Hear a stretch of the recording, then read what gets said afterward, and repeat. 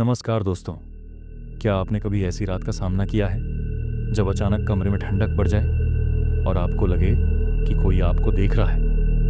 1971 में एक परिवार ने ऐसा ही डरावना सच झेला जिसने दुनिया को हिला दिया। आज हम बात करेंगे द कंज्यूरिंग की, एक ऐसी हॉरर मूवी जो सच्ची घटनाओं पर आधारित है। इस वीडियो में हम खोलेंगे इस कहानी के सारे राज, डरावने ट्विस्ट्स और वो सीन जो आपको रात में सोने न दें।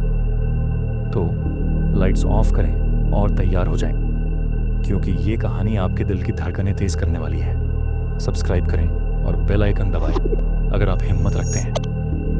सबसे पहले बात करते हैं इस मूवी की जड़ों की।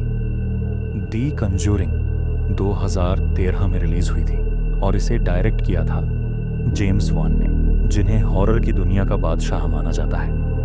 ये कहानी सच्ची घटनाओं से प्रेरित है जो 2013 में हुई थी। 1970 के दशक में अमेरिका के रोड आइलैंड में पेरोन परिवार के साथ घटी कहानी शुरू होती है, जब रोजर और कैरोलिन पेरोन अपने 5 बच्चों के साथ एक पुराने फार्म हाउस में शिफ्ट करते हैं। बाहर से ये घर खूबसूरत लगता है, लेकिन अंदर छिपा है एक डरावना इतिहास। पहले ही दिन उनके पालतू कुत्ते को कुछ अजीब लगता है और फिर रात में अजीब अजीब आवाजें, दीवारों से टकराने की थप-थप और वो ठंडी हवा जो कहीं से भी आती है। ये तो बस शुरुआत थी। जल्दी ही परिवार को एहसास होता है कि वो इस घर में अकेले नहीं है, कोई या कुछ उनके साथ है। अब आता है वो हिस्सा जो इस मूवी को बनाता है इतना डरावना। पेरोन परिवार को हर रात अजीब घटनाएं परेशान करती हैं। बच्चों को लगता है कि कोई उनके बिस्तर के नीचे है। कैरोलिन को अपने शरीर पर अचानक नीले निशान दिखते हैं। और फिर वो क्लैपिंग गेम का सीन। क्या आपने वो सीन देखा है जब अंधेरे में माँ को लगता है कि वो अपने बच्चे के साथ खेल रही है, लेकिन असल में वो कोई और है। इन सब के बीच परिवार को पता चलता है कि उनके घर का इतिहास भयानक है। ये घर पहले बादशीबा शर्मन नाम की एक औरत का था, जिसे लोग चुड़ैल मानते थे। कहा जाता है कि बादशीबा ने अपने बच्चे की बलि दी थी और फिर खुद को शापित कर लिया। उसका भूत आज भी उस घर में भटकता है और वो किसी को भी चैन से नहीं रहने देता। ये सिर्फ बादशीबा की कहानी नहीं है। इस घर में और भी आत्माएं, कुछ दुखी, कुछ गुस्सैल और कुछ जो सिर्फ बदला चाहती है। जब पेरोन परिवार का सब कुछ बर्दाश्त करने की हद टूट जाती है, तब आते हैं एड और लोरेन वॉरेन, असल जिंदगी के पैरानॉर्मल इन्वेस्टिगेटर्स। लोरेन एक क्लेयरवॉयंट है जो आत्माओं को देख और महसूस कर सकती है। जैसे ही वो इस घर में कदम रखती है, उन्हें तुरंत बादशीबा की मौजूदगी का एहसास होता है। वॉरेन दंपति बताते हैं कि ये मामला इतना खतरनाक है कि सिर्फ एक्सॉर्सिज्म ही इसे खत्म कर सकता है, लेकिन इसके लिए वेटिकन की परमिशन चाहिए। तब तक वो घर में कैमरे, क्रॉस और रिकॉर्डिंग डिवाइस लगाते हैं ताकि भूतिया गतिविधियों को रिकॉर्ड कर सकें। लेकिन बादशीबा इतनी आसानी से हार मानने वाली नहीं है। वो अब और खतरनाक हो जाती है और परिवार के बच्चों को निशाना बनाती है। अब आता है मूवी का सबसे डरावना हिस्सा, क्लाइमेक्स। बादशीबा अब सिर्फ घर को नहीं बल्कि कैरोलिन के शरीर को कब्जा कर लेती है। ये वो पल है जब आपको लगता है कि अब सब खत्म। एड और लोरेन अपनी पूरी ताकत लगाते हैं, लेकिन बादशीबा इतनी पावरफुल है कि क्रॉस और प्रेयर भी काम नहीं कर रहे। लेकिन यहाँ आता है वो ट्विस्ट जो इस मूवी को इतना खास बनाता है। लोरेन को अचानक एक पुरानी मेमोरी याद आती है, कैरोलिन और उसकी बेटी का एक खूबसूरत पल। वो इस प्यार को हथियार बनाती है और कैरोलिन को उसकी ममता की ताकत याद दिलाती। क्या ये प्यार बादशीबा की बुरी ताकत को हरा पाएगा, या फिर परिवार हमेशा के लिए इस शापित घर में फंस जाएगा? मैं यहाँ ज्यादा स्पॉइलर नहीं दूंगा, लेकिन इतना कहूंगा कि क्लाइमेक्स आपके रोंगटे खड़े कर देगा। Component placement. क्या ये सब सिर्फ एक मूवी थी? नहीं, दी कंज्यूरिंग सच्ची घटनाओं पर आधारित है। असल जिंदगी में पेरोन परिवार ने कई सालों तक उस घर में डरावनी चीजें झेली। एड और लोरेन वॉरेन ने भी इस केस को अपने करियर का सबसे खतरनाक केस बताया था। मूवी में दिखाया गया एनाबेल डॉल का सीन, वो भी रियल है और वो गुड़िया आज भी वॉरेन के म्यूजियम में लॉक है। मूवी की खासियत है इसका रियलिज्म। जेम्स वॉन ने हर सीन को इतनी बारीकी से बनाया कि आपको लगे कि आप खुद उस घर में हैं। सिनेमाटोग्राफी, साउंड डिज़ाइन और एक्टिंग सब कुछ परफेक्ट है, लेकिन सबसे डरावना है इसका मैसेज कि बुरी ताकतें असल में होती हैं और कभी कभी वो हमसे बस एक दीवार की दूरी पर होती हैं। तो दोस्तों, ये थी द कंज्यूरिंग की पूरी कहानी और इसके पीछे के डरावने राज। क्या आपने ये मूवी देखी है और क्या आप उस घर में एक रात बिता सकते हैं? कमेंट में बताइए। और अगर आपको ऐसे और हॉरर मूवी एक्सप्लेनेशन चाहिए तो चैनल को सब्सक्राइब करें। और क्या आपने कभी सोचा है कि जब आप सोते हैं तो आपकी आत्मा कहाँ जाती है? क्या होगा अगर कोई डरावना आपकी आत्मा को चुरा ले? आज हम बात करेंगे इंसिडियस की, एक ऐसी हॉरर मूवी जो आपको नींद से डराने वाली है। ये कहानी है एक परिवार की जो एक ऐसी दुनिया में फंस जाता है जहां आत्माएं भटकती हैं। इस वीडियो में हम खोलेंगे इस मूवी के सारे डरावने राज, ट्विस्ट्स और वो सीन जो आपके रोंगटे खड़े कर देंगे।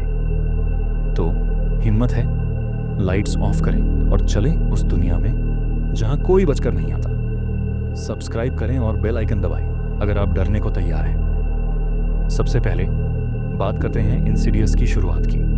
2010 में रिलीज हुई ये मूवी जेम्स वॉन की एक और हॉरर मास्टरपीस है जिसने दुनिया भर में हॉरर फैंस को डरा दिया। कहानी है लैम्बर्ट परिवार की, जोश, रेने और उनके 3 बच्चे। ये लोग एक नए घर में शिफ्ट करते हैं उम्मीद के साथ कि अब उनकी जिंदगी में सब कुछ नॉर्मल होगा, लेकिन ये घर वो नहीं है जो बाहर से दिखता है। शुरुआत में सब कुछ ठीक लगता है, लेकिन जल्दी ही अजीब चीजें होने लगती हैं। रेने को घर में अजीब अजीब आवाजें सुनाई देती हैं, रेडियो अपने आप चलने लगता है और फिर उनके बेटे डाल्टन के साथ कुछ ऐसा होता है जो इस कहानी को पूरी तरह बदल देता है। एक रात डाल्टन अटारी में जाता है और वो कोमा में चला जाता है, लेकिन ये कोई नॉर्मल कोमा नहीं है। अब शुरू होता है इंसिडियस का असली डर। डॉक्टर्स बता देते हैं कि डाल्टन का कोमा मेडिकली समझ से बाहर है, लेकिन रेने को शक है कि ये सब घर की वजह से है। वो देखती है कि घर में अजीब साए घूमते हैं। रात में उसे लगता है कि कोई उसके बच्चों को नुकसान पहुंचाना चाहता है। तब परिवार को एक पैरानॉर्मल एक्सपर्ट एलिस की मदद मिलती है। एलिस बताती है कि डाल्टन कोमा में नहीं है, उसकी आत्मा एक दूसरी दुनिया में फंस गई है जिसे वो दूफर्दर कहती है। दूफर्दर एक ऐसी डरावनी जगह है जहां मरे हुए लोग और बुरी आत्माएं भटकती हैं। और सबसे खतरनाक, एक रेड फेस डेमन जो डाल्टन की आत्मा को हमेशा के लिए कैद करना चाहता है। लेकिन यह सिर्फ डाल्टन की कहानी नहीं है। जोश, डाल्टन का पिता, इस डरावने रहस्य से जुड़ा है। क्या आपने वो सीन देखा है जहां डेमन अचानक स्क्रीन पर आता है और वो पल आपके दिल की धड़कन रोक देता है? जब लैम्बर्ट परिवार को पता चलता है कि डाल्टन की आत्मा भी फर्दर में फंसी है, तब एलिस एक खतरनाक प्लान बनाती है। वो बताती है कि जोश, डाल्टन का पिता, एस्ट्रल प्रोजेक्शन कर सकता है, यानी अपनी आत्मा को अपने शरीर से अलग करके द डीक फर्दर में जा सकता है। लेकिन यहाँ आता है एक डरावना ट्विस्ट। जोश का भी द फर्दर से पुराना कनेक्शन है। बचपन में जोश भी फर्दर में जाता था और एक बुरी आत्मा, एक बूढ़ी औरत उसे फॉलो करती थी। एलिस ने तब जोश की यादें दबा दी थी, लेकिन अब वो आत्मा वापस आ चुकी है और वो जोश को भी चाहती है। जोश अपनी जान जोखिम में डालकर द फर्दर में जाता है ताकि डाल्टन को बचा सके। लेकिन द फर्दर कोई मजाक नहीं है, ये एक ऐसी दुनिया है जहां हर कदम पर खतरा है। अब आता है मूवी का सबसे जबरदस्त हिस्सा, क्लाइमैक्स। जोश द फर्दर में डाल्टन को ढूंढ लेता है, लेकिन रास्ते में उसे डरावनी आत्माएं, भूत और वो रेड फेस डेमन रोकने की कोशिश करते हैं। क्या जोश और डाल्टन वापस आ पाएंगे या वो हमेशा के लिए द फर्दर में फंस जाएंगे? लेकिन असली डर तो तब शुरू होता है जब जोश और डाल्टन वापस आते हैं, या शायद नहीं आते। मूवी का आखिरी ट्विस्ट इतना खतरनाक है कि आप स्क्रीन से नजरें नहीं हटा पाएंगे। मैं यहाँ स्पॉइलर नहीं दूंगा, लेकिन इतना कहूंगा, ये ट्विस्ट आपको रात में सोने न देगा। तो इंसिडियस क्यों इतनी खास है? सबसे बड़ा कारण है इसका कॉन्सेप्ट, डेड फादर। ये कोई पुराना भूतिया घर नहीं, बल्कि एक ऐसी दुनिया है जो हमारी नींद के पीछे छिपी है। जेम्स वॉन ने इस मूवी में साउंड डिज़ाइन का गजब इस्तेमाल किया है। वो टिनी टिम का गाना टिप्टो थ्रू ट्यूलिप्स याद है?